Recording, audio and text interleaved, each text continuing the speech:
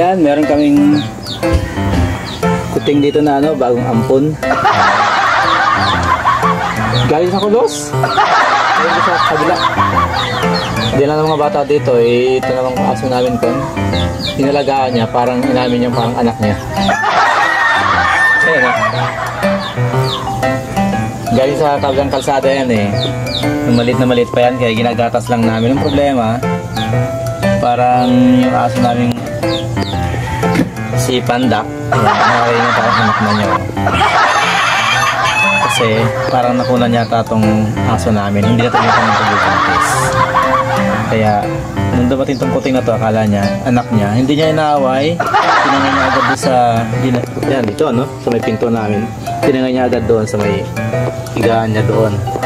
Kala nga namin, kakagatin niya, away niya, yung pala padididihin niya sa didi niya. Ang problema naman, wala naman siyang gatas guys.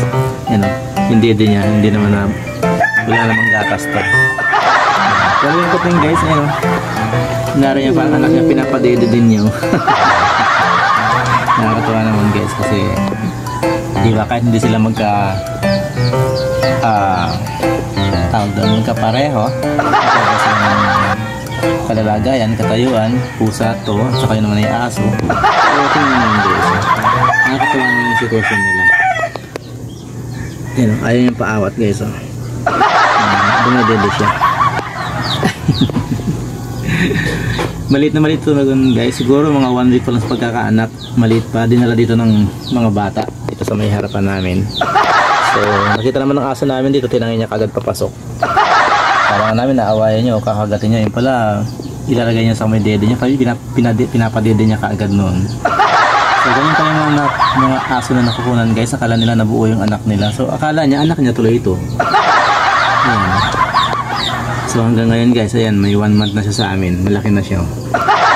Meron niya maglaro mag-isa. Pero dati maliit pa lang yun guys. Ginagatas namin araw-araw. Ginagatasan.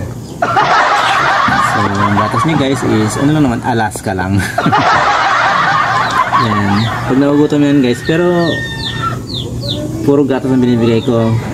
Unti-unti ko na pinapakain ng kanin guys. Kasi medyo malaki na rin siya. May 1 month na sa amin. So tingnan nyo guys, oh, pinipilit yung dumede. Wala naman siya makuha ang gatas. May pagkaano to eh, oh. Ayun yung bitawan. Kawawa naman yung dede ng aso namin, wala namang gatas. At yun guys, natunan kasi ito eh. Hindi siya nagbuntis. Akala niya tuloy, anak niya yan. Tama din kasi yung dating ng kuting namin guys eh. Eksakto.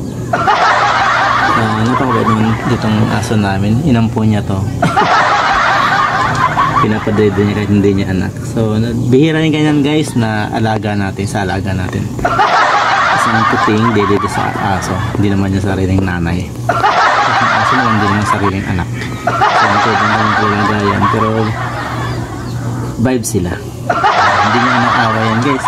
Once na papahiwala ito sa kanya, sa aso namin, nagagalit yan, tawal ng tawal. Gusto niya, nasa tabi niya lang lagi.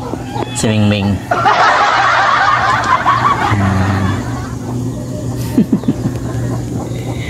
Katuwa naman, wala naman siyang gatas na makuha eh.